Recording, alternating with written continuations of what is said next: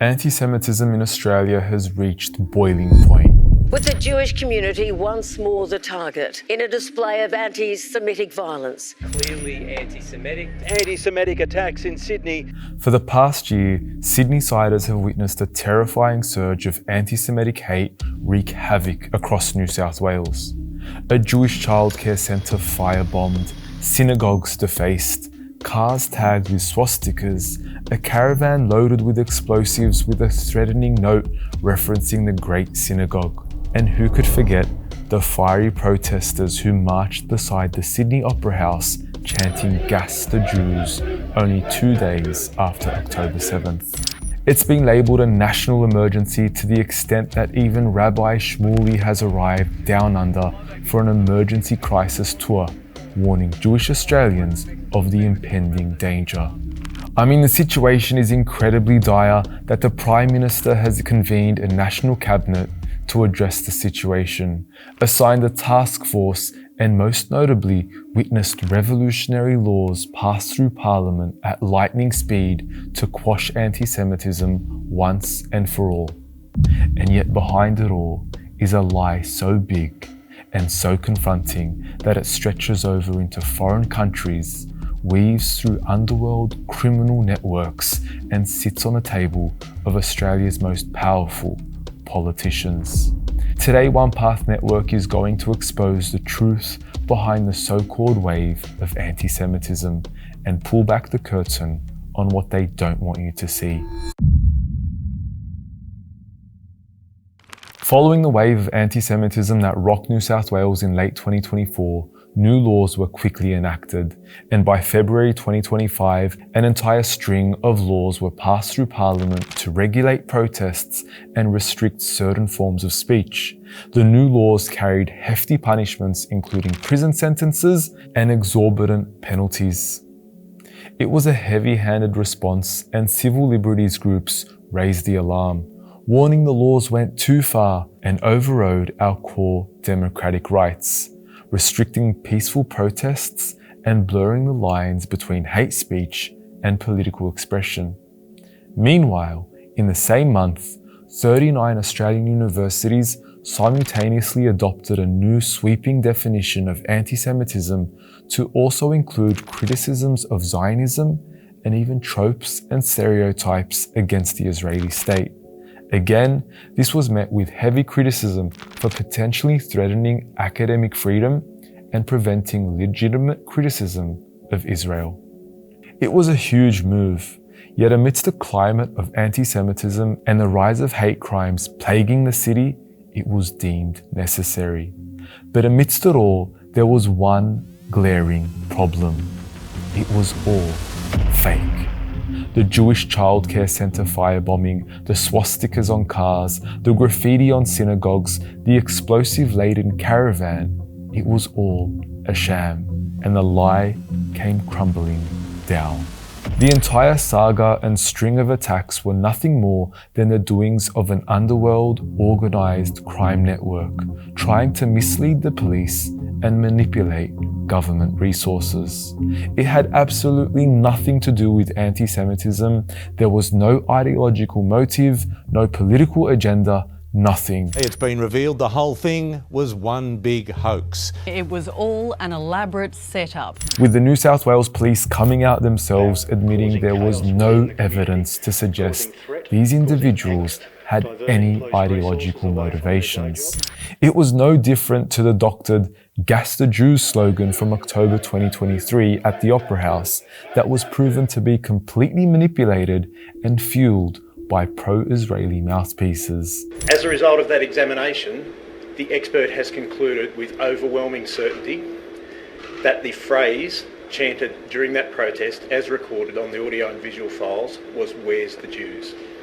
Not another phrase as otherwise widely reported. It was a bombshell, explosive, damning, and impossible to ignore. And yet on the same day it was proven a hoax, the laws were still passed through. It left many people asking, how much did the government already know when passing these laws? New reports have since revealed that politicians were briefed and aware of the fabricated nature of these attacks well before the police went public and well before these laws were passed. They knew the threat was false, yet still fanned the flames of panic to allow for the climate for these laws to pass. Several MPs have since accused the government of misleading the parliament to expedite the passage of the hate speech legislation. The New South Wales Council for Civil Liberties and members of the Greens have also called for a parliamentary inquiry to investigate whether the government was aware of the hoax prior to enacting the laws. This, however, has been to no avail. Yet despite the truth now coming out, news reports still remain public. There's been no backtracking or admission of fault by the politicians who raised the alarm, and no apology from those who suppressed legitimate protests in the name of preventing the rise of so-called anti-Semitism in the state. Today, the new laws are still being used to silence protest and voices of dissent, and those critical of Israel. OnePath Network sat down with the legal team defending one of those voices. Lawyer Majid Khair is currently working in the defense of a pro-Palestinian protester charged under these new laws. The details are incredibly concerning.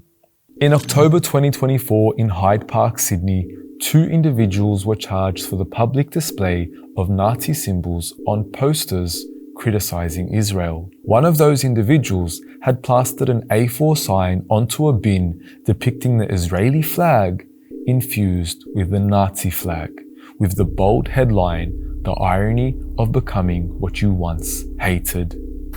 Now, initially, my client was questioned by police and ultimately dismissed without penalty or without any discussion of charges or anything of that nature. Unfortunately for him, less than 24 hours later, overnight, he was contacted once again by police after giving his details in the initial interaction, and they had informed him that they would indeed be pressing charges against him for an alleged offence of displaying a Nazi symbol. Now, on first impression, I don't think you can make the case that this individual is in any way parading the symbol in any manner of affiliation nor celebration, but rather making a basic, compelling argument that the Israeli state is behaving very much like Nazi Germany. In fact, many would argue that there's no moral difference between putting people in gas chambers and burning people alive inside tents, or when one side of the fence is being incinerated alive while those on the other side are enjoying pina coladas. I don't know about you, but I kinda get Nazi vibes that are pretty hard to ignore. Yet despite this, the legal counsel is pleading not guilty, not based on the intention of the poster, but rather by arguing against the constitutionality and the validity of the laws he's being charged with. The way that these offence provisions are constructed is very restrictive. It could ultimately lead to individuals engaging in bona fide, good faith political communication, inadvertently committing a criminal offence, because the way that these provisions are constructed does not allow a free and open discussion in relation to certain ideology and things of that nature. But it's what happened next in the case that was most concerning. After the legal team lodged their defence against the constitutionality of the law, the Attorney General of New South Wales, Michael Daly, was quick to intervene. The Attorney General is effectively going out of his way to become involved in local court proceedings in an effort to stifle and counter an argument that the legislation, which was rushed through by their government, by the Attorney General's government, is constitutionally invalid. It is a rather extraordinary argument and step for the Attorney General to take. He, of course, is well within his right to intervene, but we can't help but ask, why the eagerness and haste? It may have been more appropriate for him to show such eagerness towards clarifying the anti-Semitic hoax to the New South Wales public after the string of manufactured hysteria. It may have been even more appropriate for him to intervene on his own Instagram page and take down the multitude of posts sounding the alarm on staged anti-Semitic attacks that still remain on his page. But after further research, it seems the Attorney General of New South Wales is the least of our concerns, especially when we look towards his superior, the Attorney General of Australia, Mark Dreyfus. This is a man who recently went on a trip to Israel in January 2025 to seemingly mend fractured ties with Israel after war criminal Netanyahu criticized Australia for being extremely anti-Israel. Quite literally in the peak of the genocide, Australians had to watch our Attorney General happily be warmly received by the same administration on trial for genocide. This was a political meeting that was condemned by Australians across the board, including the Australian Centre for International Justice, for giving governmental legitimacy to perpetrators and advocates of international war crimes. And yet, amidst it all, the Attorney General shamelessly boasted about meeting with the Israeli President Isaac Herzog, a man who is on record stating that the entire nation of Gaza is responsible, condemning civilians, women, and children alike to slaughter. And of course, we cannot forget his productive meetings with Yariv Levin, Israel's Justice Minister, a pro-apartheid, pro-annexation, and settlement expansionist. Now, of course, given that he has no problem meeting with such people, it should come as no surprise our Attorney General's understanding of anti-Semitism is just as absurd. Mr. Dreyfus has in the past argued that criticizing Israel absolutely can be anti-Semitic. Is criticism of Israel anti-Semitic? It absolutely can be. And he's also condemned people who criticize Zionism as a cloak for their underlying anti-Semitism.